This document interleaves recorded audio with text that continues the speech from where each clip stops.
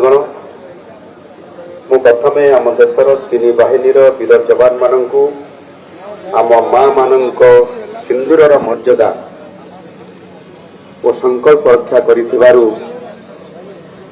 मु जवान मान सलाम करुँ। आज आपण मानकर सहित ये तिरंगा यात्रा सामिल हवा मो पाई निश्चित भाव गर्व एवं गौरवर विषय। देशर एकता और अखंडतार प्रतीक होउची आम भारतर तिरंगा। शांति हो बा युद्ध सबु परिस्थिति रे आम तिरंगा समस्तंकर हृदय रे रही थाए।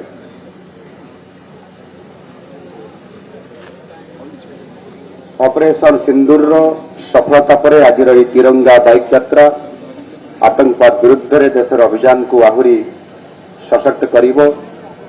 जाति धर्म वर्ण निर्विशेष सबु भारतीय तिरंगा तले जितेबले एकजुट हेबे सेतेबले कौन सी शक्ति आम विरुद्ध रे सफल ही परिबे नाही। आम जातीय पताका तिरंगा तिरंगार तीन रंग आमको श्रद्धा और सौभाग्यर आदर्श रे अनुप्राणित करिथाए। आम जातीय पताका आमर संकल्प संघर्ष बलिदान और त्यागर प्रेरणादायी मुकसाक्षी अटे। यह मध्य राष्ट्रीय एकता सहिष्णुता और बंधुत्वर प्रतीक अटे। प्रत्येक देशवासी आम जातीय पताका को नहीं गर्व अनुभव कर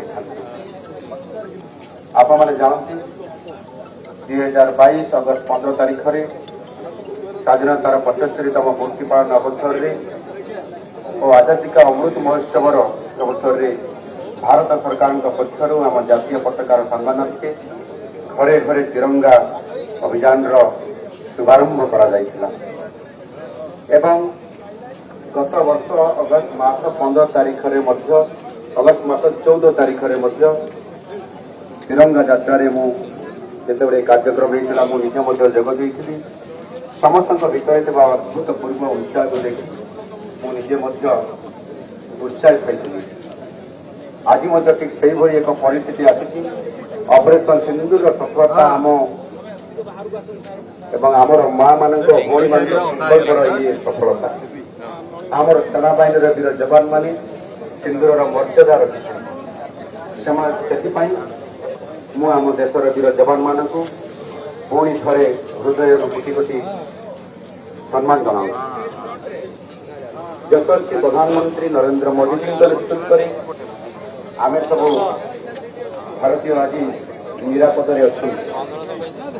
प्रधानमंत्री मोदी जी कहते प्रत्येक भारतीय शांति और सुरक्षा रहा भारत वर्ष शक्तिशाली हवा आवश्यक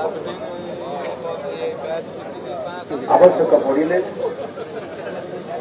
आम शक्ति प्रदर्शन जरूरी एवं मोदी जी यहाँ ऑपरेशन सिंदूर रे प्रमाणित कर देखी परमाणु शक्तिर ब्लाकमेलिंग को भारत भूकेश कर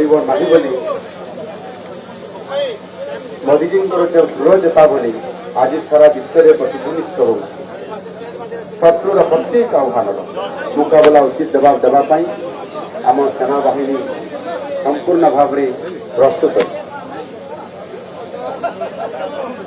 तिरंगा प्रत्येक भारतीय गर्व एवं गौरवर प्रतीक तेणु तिरंगार सम्मान होती आमर प्रथम एवं सर्वोच्च कर्तव्य।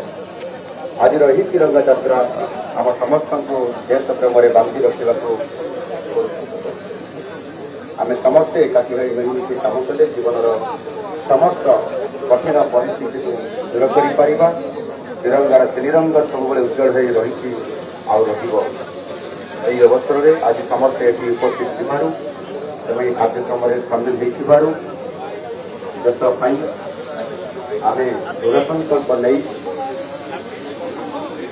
आम समस्त गर्व अनुभव करने सहित भारत वर्षर सब विजयी संकल्प लेकर काम करने को आह्वान रखी मुझे मोर अति शब्द को ये विराम दूसरी समस्त को बहुत बहुत धन्यवाद।